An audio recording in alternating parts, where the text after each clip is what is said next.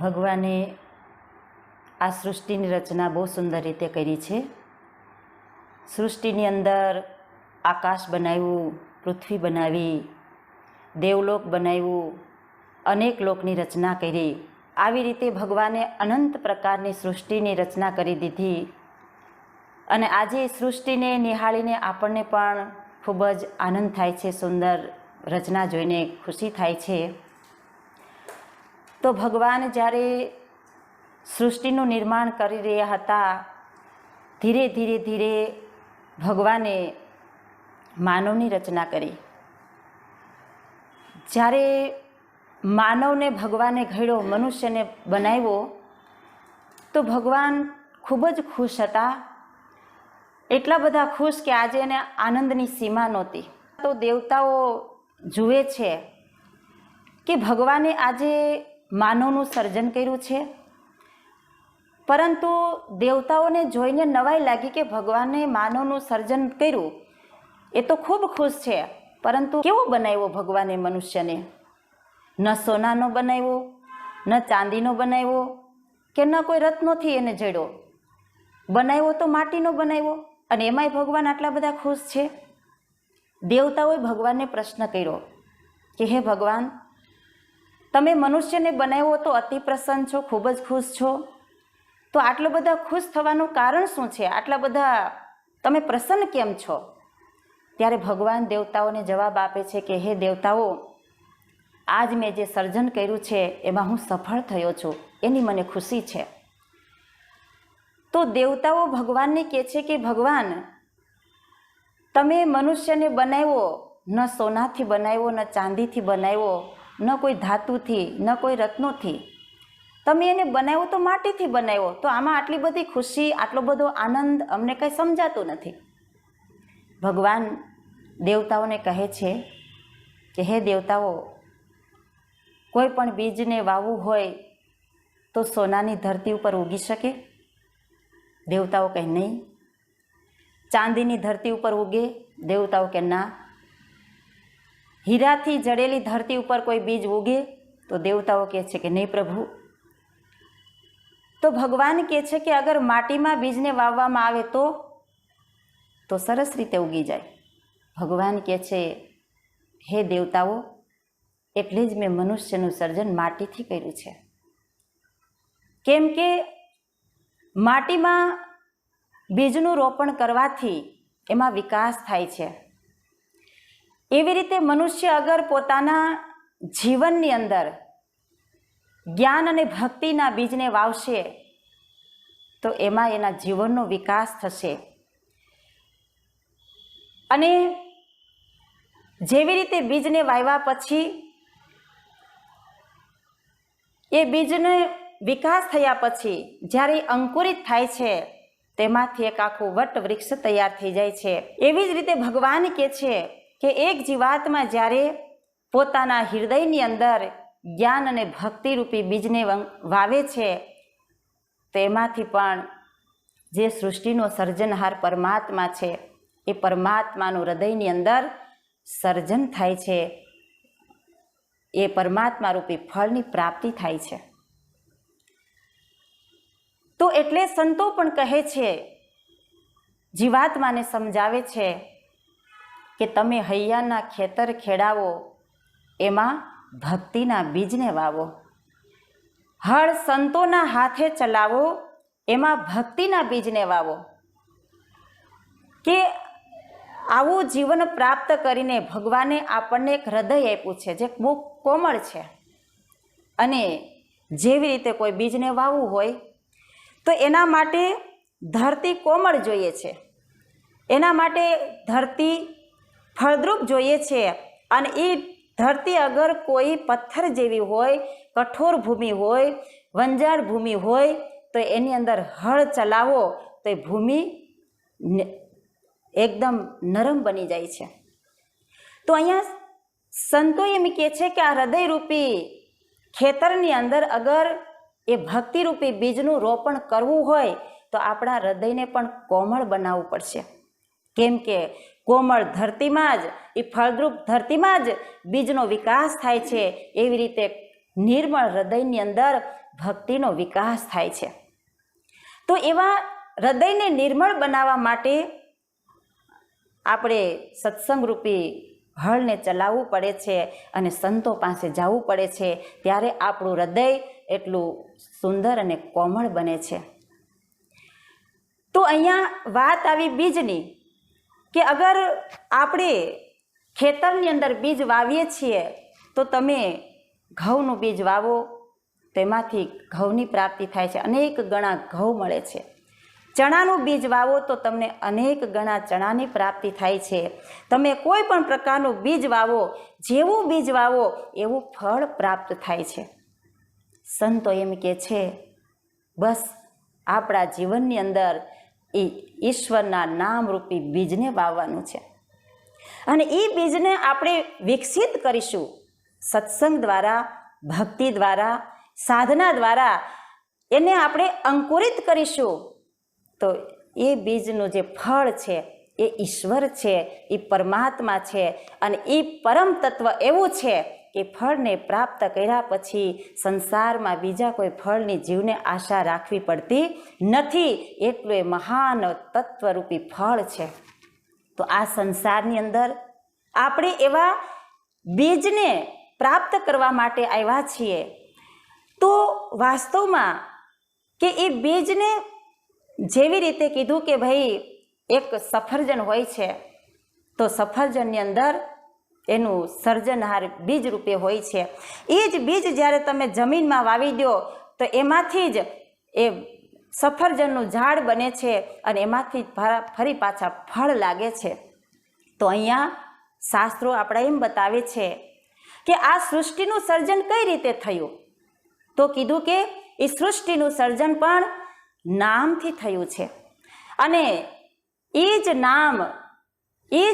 નામ બધાયના એ કણ કણની અંદર, એ દરેક પદાર્થોની અંદર એ બીજ રૂપમાં સમાયેલું છે. આકાશની અંદર પણ એ બીજ છે, ધરતી અંદર પણ એ બીજ છે અને એટલા માટે સંત નાનક સાહેબ એમ કહે છે કે શબ્દ હિ ધરતી, શબ્દ હિ આકાશ, શબ્દ હિ શબ્દ ભયો પ્રકાશ, સગલી સૃષ્ટિ શબ્દ કે પાછે, નાનક શબ્દ ઘટાઘટ આ છે. આખી સૃષ્ટિ, શબ્દ એટલે એ બીજ, શબ્દ એટલે તત્વ, શબ્દ એટલે પરમાત્માનું એ નામ છે. તો એ શબ્દ આખી સૃષ્ટિમાં સમાયેલો છે. એ શબ્દના આધારથી, એ બીજના આધારથી આકાશ ટકેલું છે, એ બીજના આધારથી આ ધરતી ટકેલી છે, એ બીજના આધારથી આખો સંસાર, આખું જગત ટકેલું છે અને બીજના આધારે તો આપણે પણ ટકેલા છીએ. કેમ કે બીજ છે એટલે આપણું અસ્તિત્વ છે અને બીજ જો મટી જાય તો આપણું સંસારમાં કોઈ પણ પ્રકારનું અસ્તિત્વ રહેતું નથી. એટલે આ જીવનમાં એ બીજની કિંમત છે. બીજના લોકો દર્શન કરે છે, બીજના દિવસે લોકો વ્રત કરે છે, બીજના દિવસે ઉપવાસ કરે છે, બીજના દિવસે લોકો મંદિરમાં જાય છે, બીજના દિવસે લોકો પાઠ કરે છે, સત્સંગ કરાવે છે. તો આ બધું કરવાનું કારણ શું છે? તો સંતો એમ બતાવે છે કે એ બીજ રૂપી, એ જે તત્વરૂપી બીજ છે એ આપણા હૃદય મંદિરની અંદર છે, આપણા હૃદયરૂપી ખેતરની અંદર છે.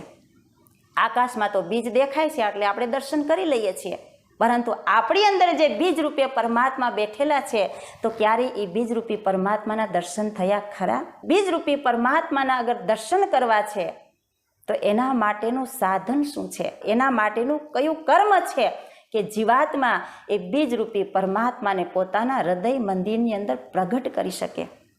જેવી રીતે એક માચીસ છે અને માચીસ બધા જે લોકો સિગારેટ પીતા હોય, બીડી પીતા હોય, પોતાના ખિસ્સામાં રાખે છે. તો ખિસ્સામાં માચીસને રાખવાથી ખિસ્સામાં આગ નથી લાગતી, પરંતુ આપણને બધાને ખબર છે કે આ માચીસમાં આગ છુપાયેલી છે. તો ખિસ્સામાં રાખવાથી આગ નથી લાગતી, પરંતુ આગને પ્રગટ કરવી હોય તો શું કરવું પડે? તો કીધું કે ભાઈ માચીસની સાથે સળીને ઘસવી પડે, ઘર્ષણ કરો તો એમાંથી આગ પ્રગટ થાય છે. એક ચકમક નામનો પથ્થર હોય છે, એની અંદર પણ આગ છે, પરંતુ જ્યાં સુધી ચકમક પથ્થરને એકબીજા સાથે ઘર્ષણ કરવામાં ન આવે ત્યાં સુધી એમાંથી પણ આગ પ્રગટ થતી નથી. ઘણી વખત આપણે સાંભળીએ છીએ કે મોટા મોટા જંગલમાં આગ લાગી જાય છે, તો ત્યાં આગ લગાડવા કોણ ગયું? પરંતુ કહેવાય છે કે જ્યારે અતિશય પવન ચાલે છે, તોફાન ચાલે છે, વાવાઝોડું ચાલે છે, ત્યારે ઝાડવા એકબીજાની સાથે ઘસાય છે. તો લાકડાનું ઘર્ષણ કરવાથી, લાકડાને પણ ઘસવાથી એમાંથી આગ નીકળે છે. તો લાકડાનું ઘર્ષણ થવાથી એની અંદરથી આગ પ્રગટ થાય છે અને એના કારણે એક વૃક્ષમાં આગ લાગે, બીજામાં લાગે, આખું જંગલ સળગવા લાગે છે. તો સંતો એમ કહે છે કે જેવી રીતે ચકમકમાં આગ છે, માચીસમાં આગ છે, અને એવી રીતે આપણી અંદર એ અગ્નિ સ્વરૂપ પરમાત્મા બીજ રૂપે આપણી અંદર બેઠેલા છે. પરંતુ એવા એ બીજ રૂપી પરમાત્માને પ્રગટ કરવા હોય તો અહીંયા ત્યાં પણ આપણે પ્રગટ કરવાની વિધિ જાણવી પડશે. હવે બધાના ઘરમાં ઘી હોય છે, બધાના ઘરમાં દૂધ પણ હોય છે. તો હવે આપણને બધાને ખબર છે કે ભાઈ દૂધ છે અને દૂધની અંદર ઘી છે, પરંતુ એમાંથી ઘી મેળવવું છે તો દૂધની ભરેલી ચમચી રોટલી ઉપર ફેરવી દેવાથી રોટલી ઘીવાળી થતી નથી. પરંતુ શું કરવું પડે છે?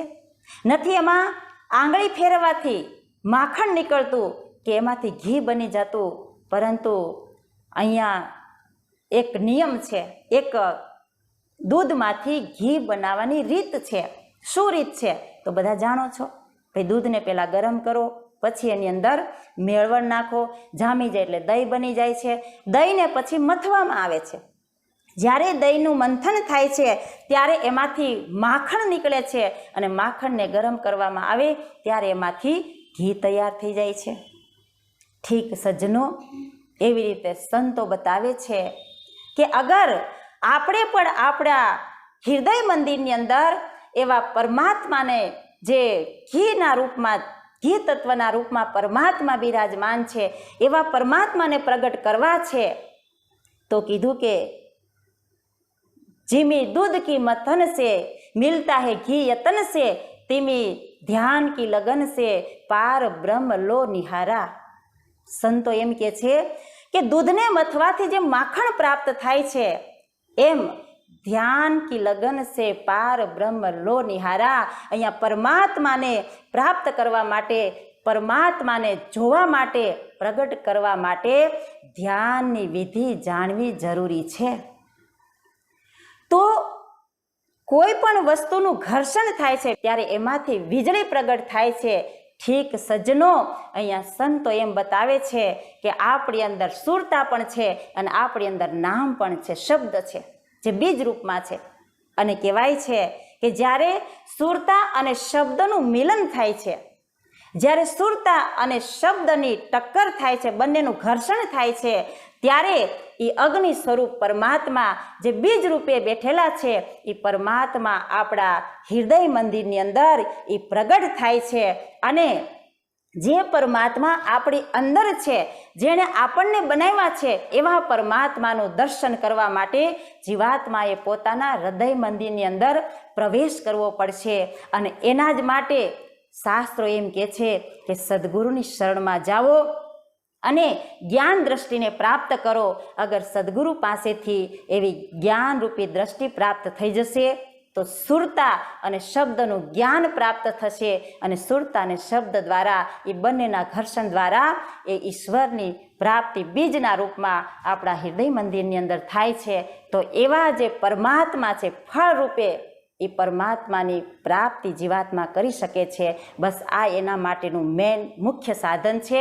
ઈશ્વરને પ્રગટ કરવાનું આ મુખ્ય કર્મ છે, અને એ કર્મ, એ વિધિ જ સદગુરુ સંસારની અંદર આવે છે, જીવાત્માને બતાવે છે, અને જીવાત્મા જ્ઞાન જાણીને પોતાના જીવનને સફળ બનાવી શકે છે.